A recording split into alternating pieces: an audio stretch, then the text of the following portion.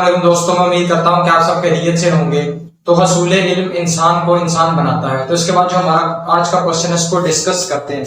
वो कहता है कि ऐसा क्यों है कि जो हमारे पास कॉम्पन इफेक्ट है उसको हम लोग विजिबल लाइट से ऑब्जर्व नहीं कर सकते। तो आपने याद रखना है कि जो आपके पास विजिबल लाइट का फोटोन है, एक तो उसकी एनर्जी बहुत लो होती है, और दूसरा किसी भी एटम का कोई सिंगल इलेक्ट्रॉन उस फोटोन को ऑब्जर्व कर सकता है।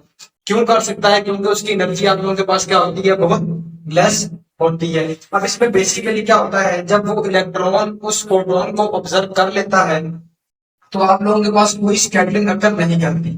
जब आप लोगों के पास कोई स्कैटरिंग वगैरह नहीं होती तो वो कॉम्पटन इफेक्ट आपको ऑब्जर्व नहीं होता। क्लियर है? इसमें बेसिकली आपके पास जो विजिबल लाइट है उसके पास इतनी एनर्जी होती है कि वो एक इलेक्ट्रॉन को नॉक आउट कर सके, लेकिन वो इलेक्ट्रॉन को नॉक आउट करने की बजाय वो एनर्जी उसकी काइनेटिक एनर्जी के अंदर कन्वर्ट हो जाती है। काइनेटिक एनर्जी के अंदर कन्वर्ट होने से जो आपके पास इनिशियल फोटोन होता है वो लास्ट हो जाता है। इलेक्ट्रॉन जैसे ही लास्ट होता है ये आपके पास प्रोसेस क्या हो जाता है, अनऑब्जर्वेबल हो जाता है। अब आप इस इफेक्ट को विजिबल लाइट से ऑब्जर्व नहीं कर सकते। ये क्या होता है, इस केस के अंदर बहुत लेस होता है। लेस होने की वजह से ये आपको क्या करता है, दिखाई नहीं पड़ता।